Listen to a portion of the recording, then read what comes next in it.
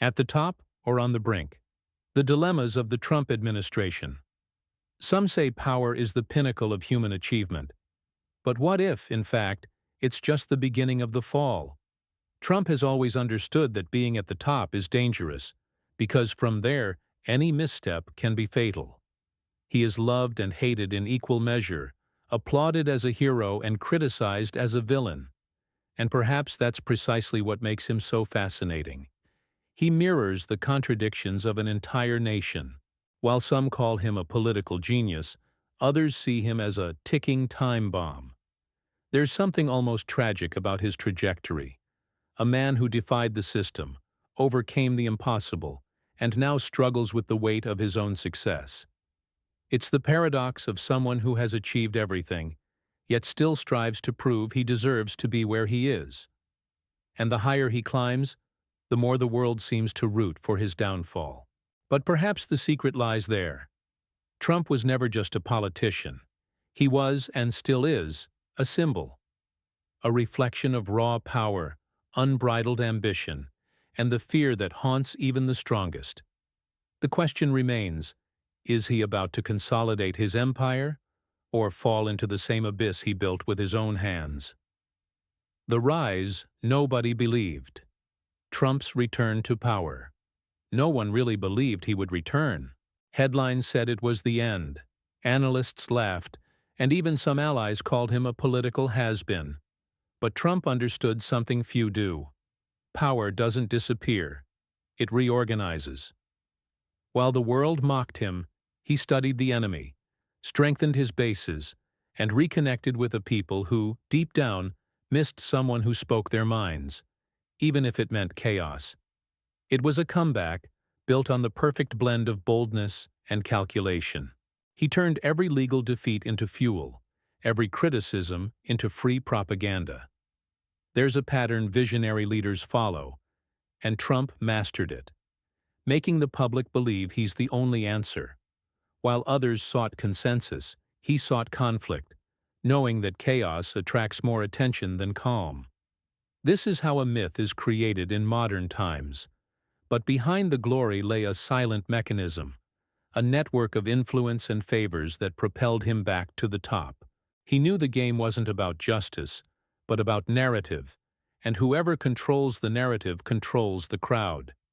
Yet, at the very moment he regained power, a new kind of siege also began, not from external enemies, but from those around him, smiling as they sharpened their blades.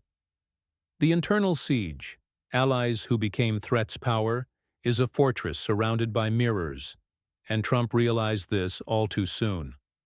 Within the White House itself, loyalties began to crack like glass under pressure.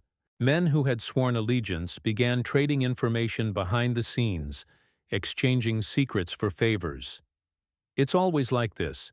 When the throne seems secure, someone is already sawing off the chair legs. Danger rarely comes from outside. It arises at the table amid handshakes and calculated smiles. The corridors of power are silent, but every step echoes. Trump learned to read looks, measure silences, and interpret betrayals disguised as advice. It was political chess at its cruelest. Whoever played with him today could be preparing checkmate tomorrow. Many believe that power is maintained through authority, but the secret lies in controlling fear, that of others and one's own. And Trump, a master of both, stood firm, even as the ground began to shift beneath his feet. Meetings became invisible arenas, and every decision a test of survival. Those who once exalted him now vied for space with ambition, disguised as patriotism. It was an internal war, and perhaps the most dangerous, because it's fought not with tanks, but with gossip, promises, and open microphones. And while he tried to contain the fire at home, outside another enemy was growing stronger. Not with weapons, but with words. The empire of the media and networks, ready to turn any misstep into a spectacle. The invisible enemy. Media, networks, and psychological warfare. Trump always understood that, in the 21st century, war isn't fought with bombs, but with narratives. He realized that a headline can destroy more than a missile, and a misinterpreted tweet can spark a diplomatic crisis. In an age of algorithms, whoever dominates the attention dominates the world, and Trump, more than any other politician, knew how to light the fuse of controversy. While some called for silence, he made noise, because he knew that noise attracts attention.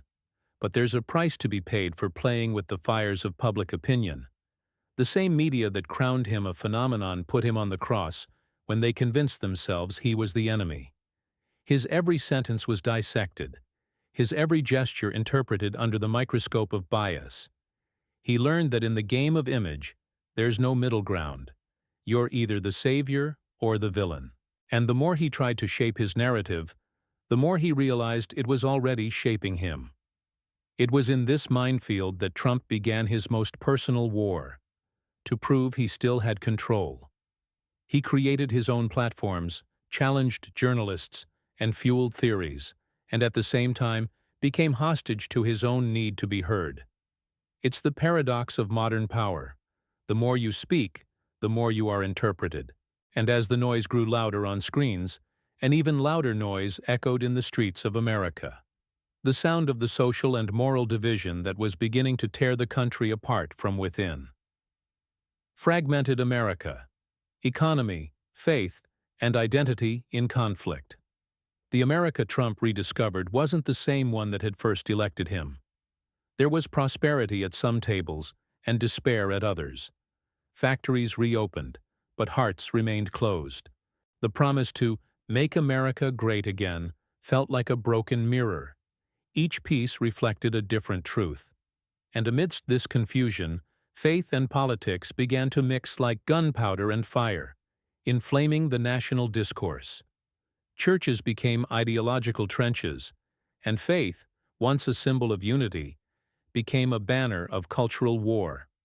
While some saw Trump as a divine instrument, others saw him as the Antichrist of patriotism. People no longer discussed the economy. They discussed beliefs. Inflation, unemployment, and fear were merely symptoms of something deeper, the loss of American identity. The American dream, the one that inspired the world, now seemed like a fable told by weary generations. And Trump, in the midst of this turmoil, did what he always knew how to do. He used the chaos as a stage.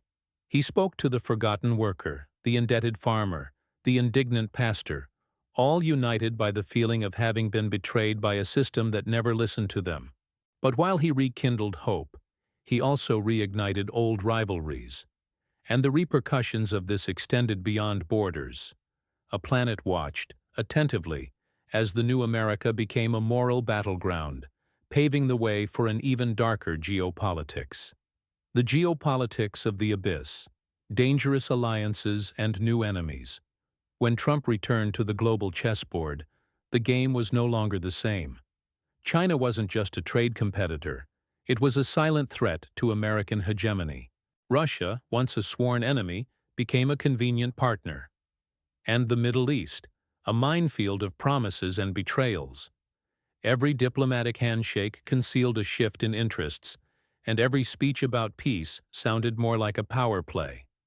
Trump knew this, and played with the coolness of a gambler who isn't afraid to lose chips, as long as he can control the table. Israel returned to the center of negotiations, and secret agreements took on new forms. The rapprochement with authoritarian regimes generated fierce criticism, but also results no one expected to admit publicly. The world watched in astonishment as Trump redrew invisible borders, breaking with old diplomatic traditions. His logic was simple. If the system is corrupt, better to subvert it. The problem is that in the process, he lit flames that now burn across several continents. Behind the spotlight, advisors tried to manage the risks of an empire that seemed to be reborn based on fragile alliances and mutual distrust. Peace, as always, was merely a pause between two interests. Trump, accustomed to winning in chaos, believed he could control the storm. But history shows that no leader remains invincible when the entire world begins to move against them. And while nations watched his steps, an even more personal dilemma grew in the shadows: the price of being on top and the fear of falling. The price of power, loneliness, legacy, and the fear of falling. There comes a time when every powerful man discovers that the true enemy is not outside, but within. Trump, surrounded by aides, cameras, and security, often seemed like the loneliest man on earth. With every decision, a new risk. With every victory, a new enemy. The power so coveted began to reveal its other face: isolation. And the higher one climbs, the colder the air becomes, a lesson no political manual teaches. The nights at the White House were long.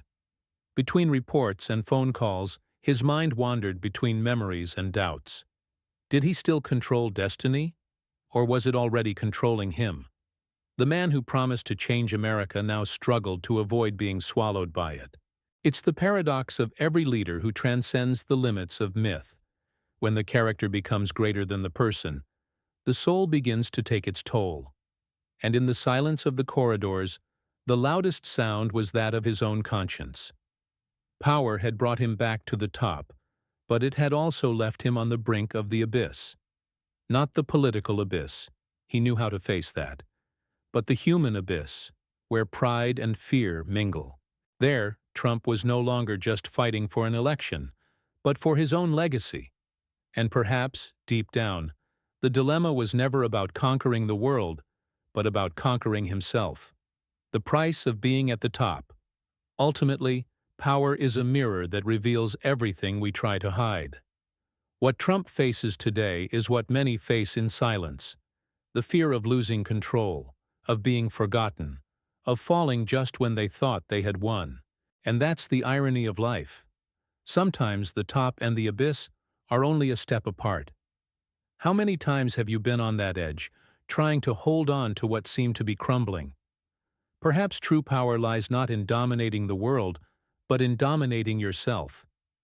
In understanding that chaos is inevitable, but how you react to it defines your fate. The question remains not whether Trump will fall, but whether, by observing his rise and fall, we learn something about our own internal struggles. What have you done with the power, large or small, you wield today? If this story made you reflect, question, doubt, and think, this is how deep understanding is born. So tell me, do you believe the Trump administration is on top or on the brink? Leave your opinion in the comments, and if you want to continue exploring the behind the scenes of power, politics, and the major decisions that shape the world, subscribe to the channel and turn on notifications. The next chapter may change the way you see history.